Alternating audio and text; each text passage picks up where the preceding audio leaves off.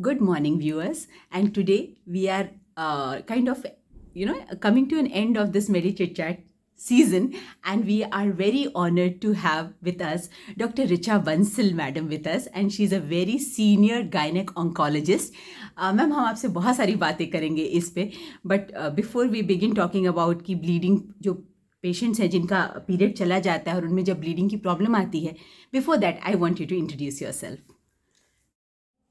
Good morning, ma'am.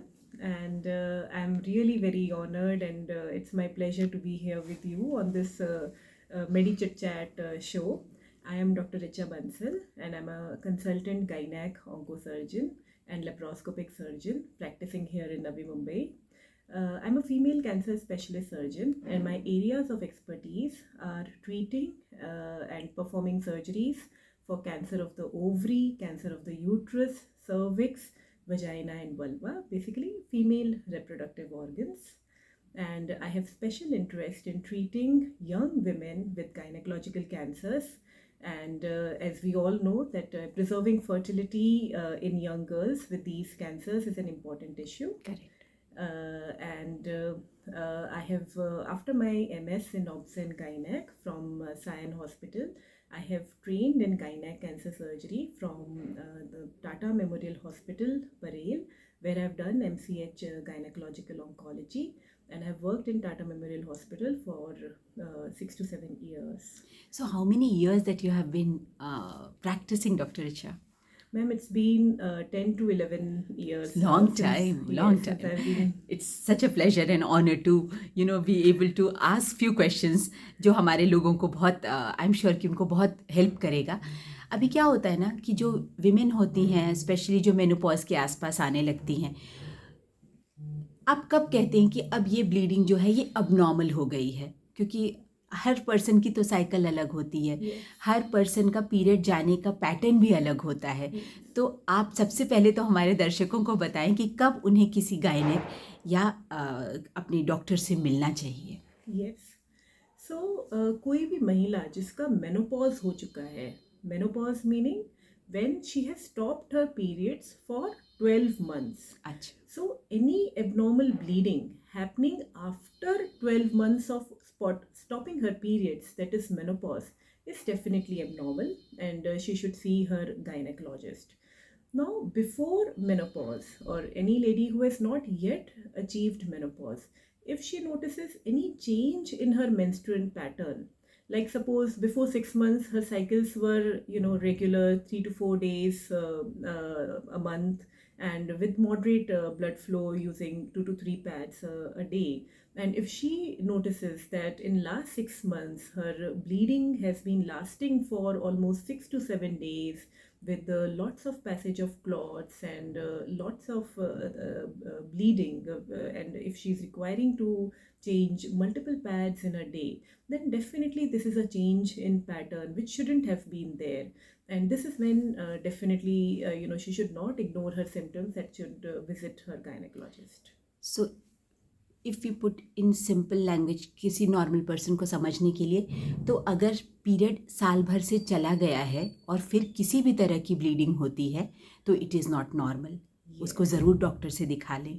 और दूसरा ये है कि अगर आपको नॉर्मल ब्लीडिंग रेगुलरली होती थी, उसमें कोई बहुत मेजर पैटर्न में बदलाव हो गया हो और अगर वो हेवी साइड में चला गया हो, तो फिर तो भी आप अपने डॉक्टर को ज़रूर मिलें. यस, हेवी साइड में चला गया हो या फिर ज़्यादा फ्रीक्वेंटली आ रहा है, महीने में 2 बार आ रहा है, और आफ्टर मेनोपॉज तो इवन अगर स्पॉटिंग भी है, इवन अगर एक सिंगल एपिसोड है, even that is not normal. We cannot wait that okay let me have heavy bleeding, या सिर्फ जो ब्लीडिंग ठीक ही नहीं हो रही है, महीनों चल रही है, या हेवी ब्लीडिंग है, बस वही एबनॉर्मल है. Single episode of spotting is also abnormal. एक कंसर्न था बीइंग अ गायनेक कि बहुत बार क्या होता है, पेशेंट्स जो है ना वो उनको आदत रहती है, हमारी ब्लीडिंग तो हेवी ही रहती है, हमको तो थायराइड की प्रॉब्लम ही है. तो ऐसे औरतों में आपका क्या रिकमेंडेशन रहेगा जिनको हमेशा से ही हेवी ब्लीडिंग रही है? तो इसमें तो शायद हम लोग मिस भी कर जाएंगे, कुछ प्रॉब्लम आ रहा होगा. तो मैम एक तो है कि चेंज ऑफ पैटर्न, जो उनका रेगुलर पैटर्न है अगर उससे स्लाइट वेरिएशन है, और दूसरी चीज़ ये है कि कभी भी अगर ऐसा सस्पिशन भी आता है तो एक अल्ट्रासाउंड ऑफ द पेल्विस हमेशा करा लेना बेहतर है. If it is normal, then very well and good. And if it is abnormal, then at least we will be able to pick up something early and we can evaluate it in that direction. Alright, मतलब आजकल तो ultrasound बहुत easily हर Easily जगह available available है, है. तो कुछ भी अगर चेंज है पैटर्न का तो तुरंत एक बार अपने डॉक्टर से ज़रूर मिल लें. यस, इग्नोर करने से अच्छा है. एक अल्ट्रासाउंड तो बेसिक टेस्ट है, हमेशा कर लेना बहुत और आजकल अच्छा एनुअल है. पैकेजेस में तो ये शायद Included पार्ट है. भी रहता ही है Yes, करने के yes. लिए. इसके अलावा ये तो हमारा पोस्ट मेनोपॉजल ब्लीडिंग स्पेसिफिक हो गया यूट्रस की तरफ. और कुछ अगर एक छोटे में सिंपल में बताना चाहें आप, जो थोड़ा कैंसर सर्विक्स को भी थोड़ा सा अगर लाइट Correct. जस्ट Yes, कुछ yes. इम्पॉर्टेंट वार्निंग साइंस या पॉइंट्स ऐसे. Yes. नहीं, definitely madam, post menopausal bleeding सिर्फ यूट्राइन कैंसर के लिए ही नहीं, सर्वाइकल कैंसर के लिए भी बहुत इंपॉर्टेंट है. करेक्ट. हमारी प्रैक्टिस में सपोज अगर हम 100 पेशेंट्स अगर पोस्ट मेनोपॉजल ब्लीडिंग के साथ देखेंगे तो डेफिनेटली जो बिनाइन रीजंस हैं, नॉन कैंसरस, तो वो 70% लोगों को कुछ ऐसा मेजर कैंसर ऐसा नहीं निकलेगा. बट डेफिनेटली 30% लोगों को हमारी, स्पेशली हमारी कंट्री में कैंसर निकलने की आशंका है. और इनमें से सर्वाइकल कैंसर मेजर वजह है. सो सर्वाइकल कैंसर के भी सिम्टम्स यही हैं कि अगर मेनोपॉज के बाद, अगर किसी भी समय 3 साल बाद, 4 साल बाद किसी को भी अगर कुछ भी तरीके का एबनॉर्मल ब्लीडिंग हो रहा है, या कभी कभी ब्लीडिंग नहीं होता है, डिस्चार्ज होता है, वजाइनल डिस्चार्ज है, सफ़ेद पानी जा रहा है, या कभी कभी ब्लड में हल्का सा वो मिक्स्ड रहता है, ऐसा कुछ भी डिस्चार्ज है, लोअर एब्डोमेन में पेन है जो नहीं रहना चाहिए, कुछ भी यूरिनरी प्रॉब्लम है. कभी कभी कुछ पेशेंट्स हमारे पास रिकरेंट यूटीआईज के साथ भी आते हैं, यूरिनरी इन्फेक्शन जो नॉर्मल एंटीबायोटिक से ठीक नहीं हो रहा है, कभी कभी उसकी वजह से भी आते हैं. और अगर ज़्यादा एडवांस्ड प्रॉब्लम है, अगर सर्वाइकल कैंसर बहुत समय तक किसी ने अपने एक सिम्टम्स इग्नोर किए हैं, तो यूरिन रिटेंशन हो गया, यूरिन पास करने में प्रॉब्लम है, स्टूल्स पास करने में प्रॉब्लम है, ये सब तो मतलब सिर्फ ब्लीडिंग ही नहीं, ये छोटे छोटे जो प्रॉब्लम्स हैं, आपको बार बार यूरिन में इन्फेक्शन हो रहा है, या मोशन करने में तकलीफ हो रही है, या वाइट डिस्चार्ज हो रहा है, स्मेल आ रही है, कुछ भी इसमें से इग्नोर ना किया जाए. ठीक है. अगर ये पेशेंट एक बार आपके पास आते हैं तो नॉर्मली इनका आप चेकअप किस तरह से प्लान करते हैं? यस, तो सबसे पहले तो वही हिस्ट्री हम लोग पूरा पूछते हैं डिटेल में कि उनको किस तरह की प्रॉब्लम है, कितने समय से हो रही है. सबसे जो बेसिक एग्जामिनेशन है वो हम लोग ओपीडी में ही करते हैं, जिसको हम लोग पेल्विक एग्जामिनेशन कहते हैं. In that we see whether there is any growth और any abnormality seen on the cervix और वजाइना. करेक्ट. अगर सर्विक्स और वजाइना नॉर्मल दिख रहे हैं तो हम लोग ज़्यादातर एक पैप स्मेयर हम लोग ले लेते हैं, so that we can study the smear under the microscope to see if the cervical cells are normal और abnormal. And of course if कुछ ग्रोथ अगर ऐसे दिख रहा है तो मोस्ट कॉमनली हम लोग ओपीडी में ही एक बायोप्सी ले लेते हैं, जिससे ऑफ कोर्स डायग्नोसिस क्लियर हो जाता है. नेक्स्ट स्टेप है एक अल्ट्रासाउंड पेल्विस कराना. उससे हम लोग को यूट्रस की जो थिकनिंग होती है, यूट्रस की जो लाइनिंग है वो थिकन्ड तो नहीं है, या और कुछ प्रॉब्लम तो नहीं है, तो वो हम लोग डायग्नोस कर सकते हैं. कभी कभी यूट्रस में पॉलिप्स हो सकते हैं. पॉलिप्स बिनाइन ग्रोथ्स होते हैं, कैंसर नहीं है, मतलब छोटी सी गांठ है जो बच्चेदानी के अंदर है. यूजुअली 1-2 सेंटीमीटर की गांठ रहती है बच्चेदानी के अंदर, या बच्चेदानी के मुंह, जो जिसको हम लोग सर्विक्स कहते हैं, उसके अंदर वहाँ भी हो सकता है. वो भी काफ़ी कॉमन वजह है ऐसा एबनॉर्मल ब्लीडिंग देने का. तो अल्ट्रासाउंड में ऑफ कोर्स हमको वो यूट्रस की लाइनिंग थिकन्ड है कि नहीं वो पता चल जाएगी. पॉलिप्स हैं, सर्विक्स में तो कुछ प्रॉब्लम नहीं है. अच्छा, दूसरा हम लोग ओवरीज को भी दे सकते हैं. Rarely few kind of ovarian tumours वो ईस्ट्रोजन सिक्रीट करते हैं, और वो ईस्ट्रोजन यूट्रस की लाइनिंग पे एक्ट कर सकता है, और जो यूट्रस की जो लाइनिंग है उसको थिकन्ड बना सकता है. और अगर वो लंबे समय तक अगर ऐसा ओवेरियन ट्यूमर डायग्नोसिस नहीं हुआ है तो उसमें यूट्रस का कैंसर भी डेवलप होने की रिस्क ये रहती है. एक मुझे जानना था डॉक्टर चा कि बहुत बार क्या होता है ना, हम जब पेशेंट को बोलते हैं कि आपका हम स्पेशली अगर हिस्ट्रोस्कोपी डीएनसी या ऐसी इस तरह का कोई, आपने जैसे बताया कि ओपीडी लेवल पे बायोप्सी करना है तो पेशेंट आर क्वाइट ओके, क्योंकि वो कंसल्टिंग तो कराने आए ही हैं तो बायोप्सी ले लिया. लेकिन अगर हम उनको कहेंगे कि हम कोई बायोप्सी के लिए अगर हमको एडमिशन लगता है, या एक दिन आपको मतलब सवेरे एडमिट होकर दोपहर या शाम तक रहना पड़ेगा, तो उनका पहला ये रहता है, मैडम जी एक ही साथ यूट्रस और सब निकाल क्यों नहीं देते, बच्चेदानी ही निकाल दीजिए। तो इसके बारे में आप हमारे दर्शकों को बताइए कि ये इम्पॉर्टेंट क्यों हो जाता है कि हम एक डायग्नोसिस तक पहुंच जाएं। Ma'am excellent question. बहुत ही ये इम्पॉर्टेंट है हमारे दर्शकों को ये समझना कि हम लोग को ब्लीडिंग का, सिर्फ ब्लीडिंग का ट्रीटमेंट करना सफिशिएंट नहीं है।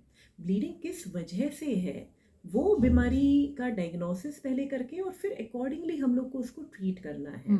तो अल्ट्रासाउंड करने के बाद सपोज अगर यूट्रस में कुछ भी प्रॉब्लम दिख रहा है तो सबसे पहले नेक्स्ट स्टेप उसका बायोप्सी ही होना चाहिए। बायोप्सी हमको ये बताएगा, जो आप कह रहे थे अभी, हिस्ट्रोस्कोपी गाइडेड बायोप्सी यूजुअली करते हैं। हिस्ट्रोस्कोपी मतलब एक छोटा सा कैमरा हम लोग थ्रू वजाइना हम लोग यूट्रस के अंदर लेके जाते हैं without any cut on the tummy, और उससे उसके ज़रिए हम लोग देख सकते हैं कि यूट्रस के कैनाल में, सर्वाइकल कैनाल में कोई प्रॉब्लम तो नहीं है। Correct. और अगर कोई प्रॉब्लम है तो हम लोग उसको निकाल सकते हैं। सपोज कुछ पॉलिप ही हुआ तो वही उसका इलाज भी वही हो एक जाता ही है, साथ हो जाएगा। एक ही साथ हो जाता है। उसके बाद तो इनफैक्ट आपको यूट्रस निकालने की भी ज़रूरत नहीं है। Correct. और सपोज अगर कुछ कैंसर का अगर शक निकलता है, अगर वो बायोप्सी में अगर कैंसर है तो उसका सर्जरी कैंसर सर्जरी के हिसाब से होना चाहिए। सिर्फ simple removal of uterus adequate नहीं है, वो इलाज इनकम्प्लीट है। ऐसे बहुत सारे पेशेंट्स मेरे पास आते हैं कि वो डॉक्टर के पास गए क्योंकि उनको हेवी ब्लीडिंग था और उन्होंने वो इंसिस्ट किया कि नहीं हमको ये बायोप्सी नहीं कराना, बस आप बच्चेदानी निकाल दीजिए और हम सब बिल्कुल ठीक हो जाएंगे। और उसके बाद जब जो यूट्रस जब वो टेस्टिंग के लिए जाता है और उसमें ये डायग्नोसिस आती है यूट्राइन कैंसर, तो वो एक बहुत ही दुविधा में डालने वाला एक्चुअली सिचुएशन है कि एक तो सर्जरी एक बार हो गया है वो भी इनकम्प्लीट हुआ है, उसको फिर से ऑपरेशन बताएं, आइडियली उसका फिर से ऑपरेशन करके सारे जो लिम्फ नोड्स हैं वो भी निकालना ज़रूरी है। तो मैडम एक्चुअली कैसे है कि कैंसर सर्जरी नॉर्मल सर्जरी से अलग कैसे है? कैंसर सर्जरी में जो ऑर्गन में प्रॉब्लम है वो भी निकालना है और जहाँ पे ये कैंसर स्प्रेड होने की आशंका है वो भी निकालना है। तभी हमको पता चलेगा कि ये कैंसर स्प्रेड तो नहीं हुआ या हुआ है, जिसको नॉर्मली हम स्टेजिंग वाला कह देते हैं। सर्जरी, हम लोग इसको स्टेजिंग सर्जरी कहते हैं। उससे पता चलेगा कि कहाँ तक है और इसमें आगे फिर किस तरह का इलाज और चाहिए। क्योंकि मुझे ऐसे लगता है कि एक बहुत बड़ी प्रॉब्लम है, बहुत सारे पेशेंट्स इंसिस्ट करते हैं कि आप बस यूट्रस निकाल दीजिए, उन्हें लगता है प्रॉब्लम तो ब्लीडिंग का है तो बायोप्सी में क्यों, और आजकल थोड़ा सा कॉस्ट फैक्टर, लेकिन ये समझने की बात है कि उससे कॉस्ट आपका और बढ़ ही जाएगा अगर कॉम्प्लिकेशन हो गया तो। ठीक, और वो इलाज भी डिले हो जाता है। और आपके लिए भी टेक्निकली आई थिंक वो सर्जरी जो एक बार हो चुकी है उसमें फिर से रिपीट करना थोड़ा टेक्निकली डिफिकल्ट हो जाता है। First surgery, clean cut surgery, और ये यूट्राइन कैंसर की सर्जरी मैडम आजकल हम लोग by laparoscopic and by robotic route कर रहे हैं, जो बहुत ज़्यादा कन्वीनियंट है। और उससे हमको मतलब जो इन्वॉल्व पार्ट्स हैं वो भी निकल जाते हैं, हमको प्रॉपर एक स्टेजिंग रिपोर्ट हमको मिल जाती है, डायग्नोसिस हमको मिल जाती है कि किस स्टेज में वो कैंसर है और अकॉर्डिंगली हम लोग उसका आगे इलाज कर सकते हैं। कई बार इसमें रेडिएशन देना इम्पॉर्टेंट है। कुछ अगर कुछ स्टेज में सपोज लिम्फ नोड्स में अगर बीमारी पहुंच गई है तो उसमें कीमोथेरेपी और रेडिएशन दोनों की ज़रूरत है। और आगे अगर सही तरीके से ये ट्रीटमेंट हो तो प्रोग्नोसिस बहुत अच्छा है, उसका सर्वाइवल बहुत अच्छा है। तो कुछ भी इसमें घबराने वाली बात नहीं है कि हम लोग डायग्नोसिस क्यों करें, हम तो सिर्फ यूट्रस निकाल देंगे तो हमारी प्रॉब्लम समस्या का हल हो जाएगा, वैसा नहीं है। सही हम लोग अप्रोप्रिएट ट्रीटमेंट बहुत इंपॉर्टेंट है। मतलब अगर हम सिस्टमैटिक अप्रोच से इसकी तरफ जाते हैं इसके मैनेजमेंट में तो बिनाइन निकला तब तो कोई इशू ही नहीं है। और अगर मेलिग्नेंसी निकली तो हमने कोई भी स्टेप को बीच में कट नहीं किया, हमने बराबर से उसको किया, सो दैट सर्वाइवेबिलिटी और ट्रीटमेंट भी बहुत बेटर हो सकता है, बेहतरीन हो सकता है। हमको अगर आउटकम अच्छा चाहिए तो डेफिनेटली हमको इलाज भी बिल्कुल सही तो बायोप्सी का स्टेप कभी भी नहीं करना, सामने वाला कहे भी तो भी बिना बायोप्सी के आप अपनी सर्जरी ना कराएं तो सही रहेगा। ठीक है, अभी मुझे एक जनरल, मुझे नहीं पता कि उसको सादे शब्दों में हम कैसे अपने दर्शकों को कन्वे कर पाएंगे, लेकिन जब आप बायोप्सी करते हैं तो आपको नॉर्मली मेलिग्नेंसी में किस तरह की रिपोर्ट का एक्सपेक्टेड रहता है, आप एक्सपेक्ट करते हैं, और उसमें से किस तरह का प्रोग्नोसिस होता है? मतलब ऐसा कुछ है क्या जो आपको लगता है कि अरे ये वैरायटी का आया तो ये ज़्यादा डिफ़िकल्ट हो जाएगा ट्रीटमेंट के लिए? तो ब्रॉडली स्पीकिंग यूट्रस में जो कैंसर होता है उसको हम दो भागों में डिवाइड करते हैं, type 1 and type 2। Type 1 medical language में वी कॉल इट एंडोमेट्रियोइड अडीनोकार्सिनोमा। जो ये एंडोमेट्रियोइड अडीनोकार्सिनोमा है, इसका प्रोग्नोसिस अच्छा होता है। ज़्यादातर महिलाओं में जब हम इसको डायग्नोस करते हैं तो वो लिमिटेड डिजीज़ में ही डायग्नोसिस उसका हो जाता है, बहुत जल्दी स्प्रेड नहीं होता है। Okay and the treatment outcome और survival is very good. Okay type 2 cancer जो होता है वो होता है uterine papillary serous type clear cell, और एक है कार्सिनोसार्कोमा टाइप। Correct. तो अगर टाइप 2 कैंसर है वो थोड़ा सा एग्रेसिव बिहेवियर उसका रहता है। काफ़ी टाइम हम लोग देखते हैं कि इवन मतलब कुछ समय से ही ब्लीडिंग है, और जब हम लोग उसको डायग्नोस करते हैं और अगर वो टाइप 2 का निकलता है तो काफ़ी हद तक चांस है कि वो ऑलरेडी स्प्रेड हुआ हुआ हमको मिलेगा। अच्छा, तो complete surgery is very important, Okay. Removal of all the lymph nodes is very तो वेरी मुझे ये लगा कि जो हमारा हमने अभी इसके पहले बात किया कि बायोप्सी क्यों ज़रूरी है, ये और भी ज़रूरी है कि किस तरह का अगर Yes. परेशानी है तो वो किस तरह की परेशानी है, और जिसमें एक पूरी टीम अप्रोच के साथ हम पेशेंट का Correct. ट्रीटमेंट करें कि करेक्ट। अगर कीमो लगे या रेडिएशन Yes. लगे तो हमने हर तरह से आपको Yes. आपके लिए एक proper tailor made perfect kind of treatment plan किया और है। मैडम ये बायोप्सी में भी ये किस टाइप का कैंसर है, अगर हमको ये सर्जरी करने से पहले ही अगर हमको ये पता है तो हम लोग सर्जरी में भी काफ़ी सारी मॉडिफिकेशंस Okay. हमको कर सकते हैं। अच्छा, अगर गुड प्रोग्नोसिस है तो हम उतना सर्जिकल एक्सटेंट भी फिर हमारा लिमिटेड रह सकता है, हमको बहुत ज़्यादा मेजर एक्सटेंट तक जाने की ज़रूरत नहीं है। Correct, it will not give the patient any benefit. Right, versus अगर टाइप 2 मेलिग्नेंसी है देन डेफिनेटली लिमिटेड सर्जरी करना हेल्पफुल नहीं है। Then we have to go quite radical and we have to remove even the higher lymph nodes. Right. So it is very important. So मतलब surgery का पूरा planning ही change हो जाता है report के बेसिस पे। अभी अब मैं ये जानना चाहती थी कि अगर कोई पेशेंट को मेलिग्नेंसी आती है, कैंसर बच्चेदानी का, we will limit this talk only to C endometrium या यूट्राइन कैंसर, तो किस तरह से मतलब उनको नॉर्मली सर्जरी के लिए कितना टाइम हॉस्पिटल में रहना पड़ता है और उनकी रिकवरी कैसी रहती है? यस, सो यूट्रस कैंसर की सर्जरी हम लोग ओपन रूट से भी कर सकते हैं और लेप्रोस्कोपिक और रोबोटिक, जिसको हम लोग की होल सर्जरी कहते हैं, उसके हिसाब से भी कर सकते हैं। केस सिलेक्शन, किस पेशेंट में ओपन सर्जरी बेहतर होगी, किस पेशेंट में की होल सर्जरी बेहतर होगी, ये बहुत इंपॉर्टेंट है। और बहुत सारे फैक्टर्स होते हैं जिनके ऊपर हम लोग ये आइडियल ट्रीटमेंट सेलेक्ट करते हैं। सपोज अगर किसी पेशेंट को हमारा मानना है कि ओपन सर्जरी ज़्यादा बेहतर होगी, तो normally 1 day before surgery admit हम लोग करते हैं। फिर आज सपोज अगर सर्जरी है तो 4 से 5 दिन में यूजुअली पेशेंट कम्प्लीटली रिकवर होके डिस्चार्ज कर सकते हैं। We discharge once the patient is on almost before pre so बहुत सर्जरी एक्सटेंडेड नहीं है, विद इन अ वीक अगर एक वीक की तैयारी से आए पेशेंट तो ओपन Sufficient सर्जरी है। में भी इतना Yes. टाइम सफिशिएंट रहता है। सफिशिएंट। और अगर आपने जो दूसरा बताया कि लैप्रोस्कोपी है या फिर रोबोटिक्स है, तो उसमें कितने दिन का स्टे रहता है? उसमें मतलब 3rd डे भी हम लोग डिस्चार्ज कर सकते हैं। 2-3 दिन ओपन सर्जरी के मुकाबले हम लोग 2-3 दिन पहले उनको डिस्चार्ज कर और पाएंगे। कंफर्ट लेवल क्या रोबोटिक्स में या लैप्रोस्कोपी में बहुत फर्क है, मतलब ओपन वर्सेस अगर हम ये लेप्रोस्कोपिक तो थोड़ा बहुत फ़र्क डेफिनेटली है। पेशेंट को पेन कम होता है, पेशेंट जो अपनी नॉर्मल रूटीन जो दिनचर्या है वो की होल सर्जरी में जल्दी वापस आ जाती है, और पेशेंट डाइट भी वो जल्दी हम लोग उसको शुरू कर पाते हैं, डिस्चार्ज भी हॉस्पिटल से जल्दी शुरू कर पाते हैं।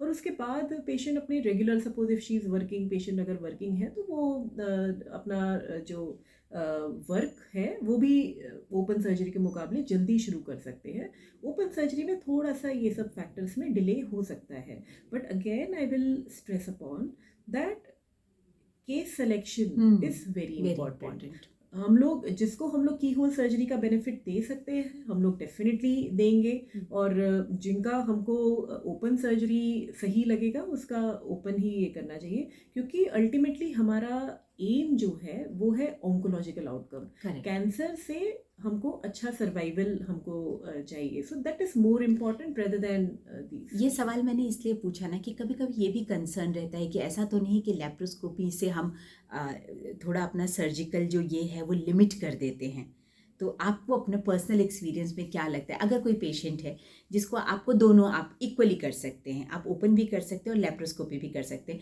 तो क्या ऐसे पेशेंट्स में ओपन सर्जरी का आउटकम सर्जिकल स्किल वाइज थोड़ा बेटर रहता है या लेप्रोस्कोपी भी उतना ही अच्छा है?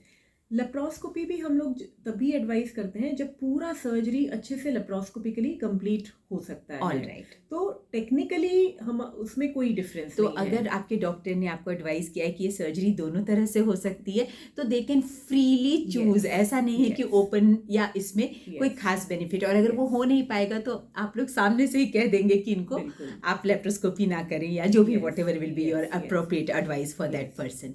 All right. और इसमें आगे अगर बाई चांस ये स्प्रेड ज़्यादा रहता है तो आगे किस तरह के एडजुवेंट थेरेपीज या आगे क्या आप नॉर्मली यूट्राइन कैंसर के लिए आप लोग देते हैं? सो जो सर्जरी के जो बाद का ट्रीटमेंट है उसको हम लोग एडजुवेंट ट्रीटमेंट कहते हैं।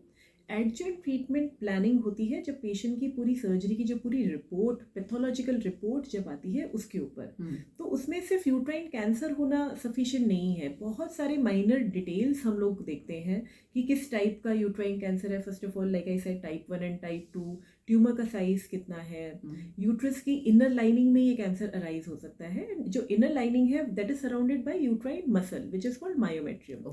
तो जो यूट्राइन कैंसर है वो यूट्रस की मसल में कितना ज़्यादा इन्वेड कर रहा है, दैट इज इम्पॉर्टेंट। और tumour of course lymph nodes में स्प्रेड है या नहीं, और काफ़ी सारे हम लोग स्पेशल मॉलिक्यूलर टेस्ट्स भी करते हैं। आजकल काफ़ी सारे एडवांसमेंट्स आए हैं जो हम टिश्यू सैंपल्स पे भी करते हैं, उनको हम इम्यूनोहिस्टोकेमिस्ट्री कहते हैं। तो उससे भी हमको काफ़ी हद तक ये आइडिया लगता है कि ट्यूमर किस टाइप का है और आगे वो कितना एग्रेसिव या लेस एग्रेसिव वो बिहेव करने की आशंका है। तो ये सारी चीज़ों के ऊपर हम लोग आगे का ट्रीटमेंट प्लान करते हैं। Stage 1 uterine cancer means when the cancer is limited to the uterus itself. So, but if it is showing some aggressive features, like अगर मसल इन्वेजन बहुत ज़्यादा है, ट्यूमर का साइज बड़ा है, तो सर्जरी के बाद प्रोफिलैक्टिकली हम लोग उनको रेडिएशन देते हैं। और ये रेडिएशन भी कुछ लोगों को एक्सटर्नल और इंटरनल रेडिएशन दोनों की ज़रूरत पड़ती है। और इसमें से भी जो अर्ली स्टेज है या जिनमें रिस्क फैक्टर्स अगर कम है तो सिर्फ इंटरनल रेडिएशन से हो जाता है, जो 3 to 4 सिटिंग्स होते हैं, ओपीडी बेसिस पे हो जाता है। कोई एडमिशन की ज़रूरत नहीं है, कोई प्रोलॉन्ग ट्रीटमेंट की ज़रूरत नहीं है। अगर ये कैंसर लिम्फ नोड्स में स्प्रेड कर चुका है तो डेफिनेटली इसका ट्रीटमेंट कीमोथेरेपी भी देना है और रेडिएशन भी देना है। यूजुअली हम लोग 4 साइकिल कीमोथेरेपी एंड देन फिर कंप्लीट रेडिएशन इसका इलाज है। एक्चुअली ये क्वेश्चन हमें थोड़ा पहले पूछना चाहिए था, पर अभी पूछ लेते हैं कि आपको तो इतना एक्सपीरियंस है इतने सारे कैंसर की वैरायटी में, तो अगर किसी लेडी को यूट्राइन कैंसर डायग्नोज होता है तो आपकी पर्सनल प्रैक्टिस में ये कैंसर कैसे बिहेव करता है? मतलब जब आप पहली बार काउंसिल करते होंगे पेशेंट को and she is very nervous, तो मुझे वो जानना था कि आप जब काउंसिल करते हैं तो आपका यूट्राइन कैंसर की काउंसलिंग कैसी रहती है? सो यूट्राइन कैंसर की definitely uterine cancer is one of the few good prognosis cancer. ये बहुत इम्पोर्टेंट है। आप डरे नहीं, अच्छे डॉक्टर को ढूंढें और इट हैज़ अ बेटर करें। तो यूजुअली एक तो ये है कि जब भी हम लोग पेशेंट को डायग्नोज करते हैं तो ज़्यादातर पेशेंट्स को स्टेज 1 की ही बीमारी निकलती है। और वो क्यों है? क्योंकि यूट्राइन कैंसर या जब भी कैंसर यूट्रस की लाइनिंग में जब डेवलप होता है तो कैंसर के बहुत जल्दी ही वो ब्लीडिंग कराता है, सिम्टोमेटिक जल्दी हो जाता है, जल्दी आ जाते हैं। सही बात। तो अब ये तो हमारे ऊपर है कि हम उन सिम्टम्स को इग्नोर ना करें और हम लोग इमीडिएटली डॉक्टर को कंसल्ट करें। अगर कोई ऐसा कर रहा है तो definitely cancer will be diagnosed in early stage. You know the treatment protocols will be simple. ये तो बॉडी के किसी भी कैंसर का एक हम लोग जनरल रूल है कि अगर अर्ली स्टेज में कैंसर डायग्नोस हो रहा है, ट्रीटमेंट प्रोटोकॉल सिंपल रहेंगे। क्या पता आपका कैंसर सिर्फ सर्जरी से ठीक हो जाए, और उससे हमको क्योर रेट्स भी हाई है। सेम अगर कैंसर एडवांस स्टेजेस में कोई भी कैंसर अगर डायग्नोस हो रहा है तो ट्रीटमेंट प्रोटोकॉल्स भी कॉम्प्लिकेटेड है, पेशेंट को सर्जरी भी लग सकता है, रेडिएशन भी लग सकता है, कीमोथेरेपी भी लग सकता है, ऑल थ्री भी जरूरत पड़ सकती है, और फिर भी हम लोग इतना cure rates we can not guarantee, we can just say that okay we can control the disease and then rest we have to see how the patient behaves, we have to keep the patient under follow up. क्योंकि ये जानना ज़रूरी है दर्शकों को कि cancer जो है वो बड़ा फ़नी चीज़ है, फ़नी तो नहीं, मतलब एक अलग ही तरीका है कि बाय द टाइम वो सिम्टम्स क्रिएट करता है स्टेज काफ़ी एडवांस हो गया होता है, but we are fortunate with uterine cancer कि वो पहले ही it start showing some little symptoms. It is not a documented thing, but many a times I'll end up telling my patients that okay, if somebody has to get a cancer, if somebody is destined to get a cancer, then let it be uterine cancer, because generally the prognosis is good and patients do come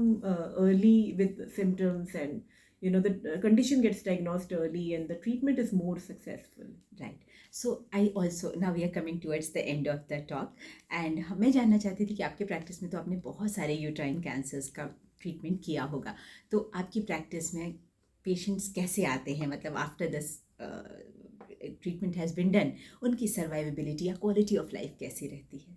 Yes.